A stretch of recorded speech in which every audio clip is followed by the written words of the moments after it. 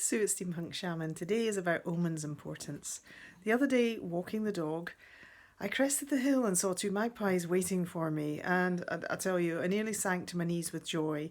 I've been trying to get my ancient van, but very ancient for a reason, an ancient Heimer. I've been trying to get her repaired and passed her motor vehicle licensing test for 9 months.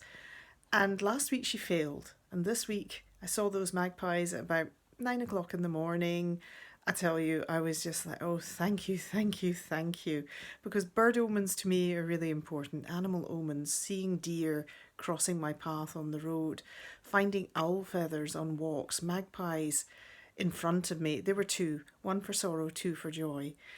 And I couldn't believe it. And at 4:30 in the afternoon, I got the call from my mechanic saying she's passed. So now we're able to travel.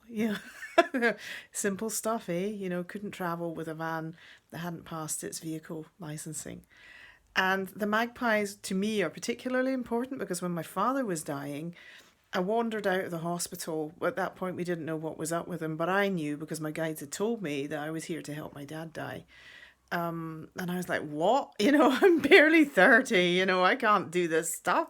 They're like, wise up, toughen up, you're doing it. And I walked out and there was a single magpie hopping around by a tree in the grounds of the hospital. And I thought, uh-oh.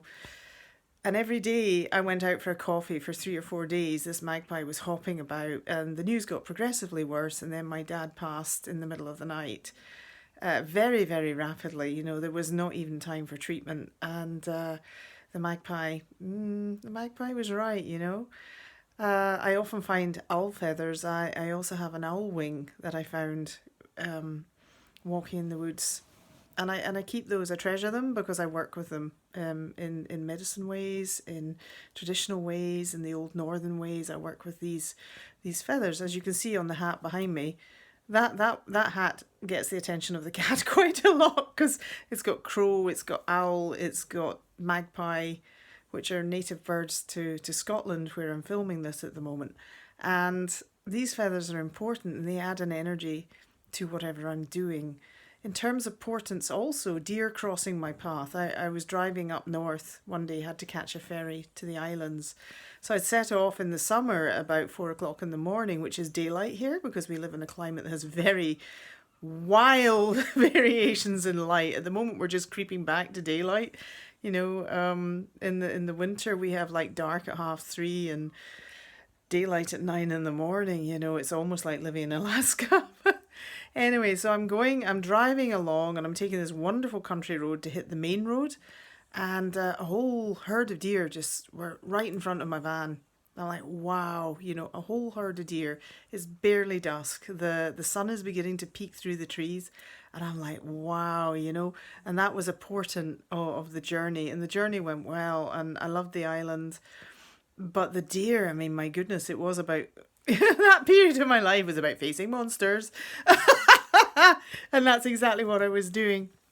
So I pay a load of attention. The third one happened in the summer as my granddaughter. We were waiting for my granddaughter to be born. And there were all sorts of complications, small baby, she might not be okay. All that stuff was going on in the background. My previous granddaughter had been dreaming before she was born, and I kept dreaming of a baby swimming in blue water, and a blue water with a lot of kind of energy around it. And I was really, really worried. And she did arrive blue because she'd had her cord around her neck for a day or two, before she was delivered. She was revived. Second baby also arrived blue, so I call them the blue babies. There's something kind of magical going on there. But yeah, the second baby, so anxious grandmother here waiting at friend's caravan for baby's news, and this huge bird flew out of the forest between Montrose and Arbroath. It's a massive thing. I've never seen anything as big. I mean, we do have kestrels and we have buzzards, and I looked at its wings because the buzzards have an O underneath their wings. It wasn't a buzzard, and it was too big for a peregrine. I think it was an eagle. I'm pretty sure it was an eagle because the wingspan was practically the length of the caravan. And this thing came out the forest, circled us, went back towards the forest, came back, circled us again, and went away. Now, I had been working with guides from various histories, and the guides, one of the guides was Native American for her, not for me, but one of her guides was Native American. And this eagle flying over us was confirmation that she would be fine. Now, of course, I didn't know she'd been born. She was being born at the point that the eagle flew over us. And she was born blue. Her dad thought she passed. He was in tears because of these rapid induced births that they do. Anyway, she's fine. She's lovely. She's hale hearty, as is her sister. And that's another portent and omen. The bigger ones are happening this now. There are things called balloons being shot down over Canada. Are they balloons? Are they really? Because the first report was balloon and had to come from a country that always gets labelled, as sending stuff. The second one was identified in the papers or in the news here as unidentified flying object, which tells me not balloon. Because if they're using that language, and that's coming from the military who are doing the shooting down, and there were a couple of objects in the sky last night, that tells me we're not talking about balloons. I think we're talking about other dimensions. Now, you may think, oh, well, get the tinfoil out, Sue.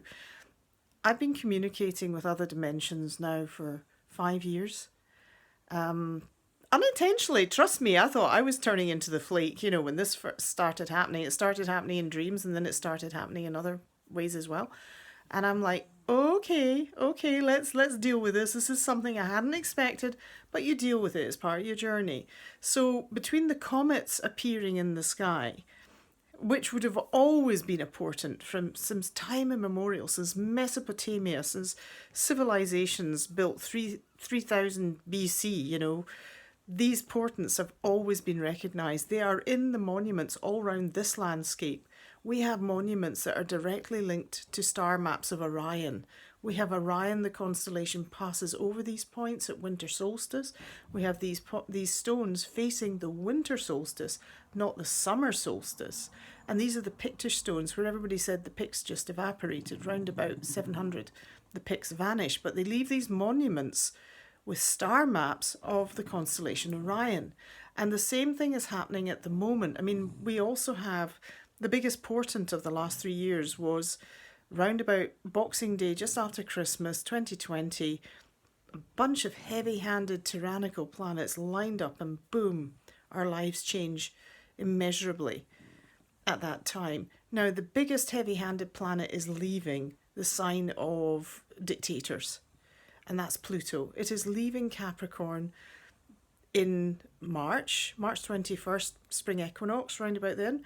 It then wobbles backwards and forwards through Capricorn, back into Aquarius, the sign of the people, back out to Capricorn, sign of dictatorship and heavy-handedness, back into Aquarius. And we are finally freed by Christmas this year. So hold on to your hats, folks. Pay attention to the portents, particularly pay attention to these things that are being shot down. Pay attention to the comets.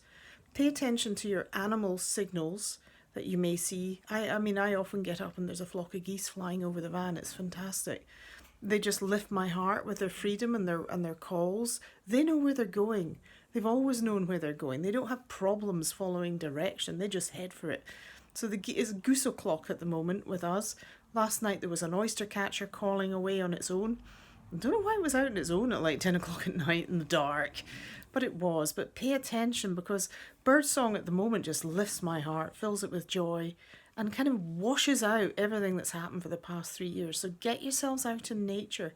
Find your feathers. Look at the clouds. The other day we had clouds shaped like angel wings.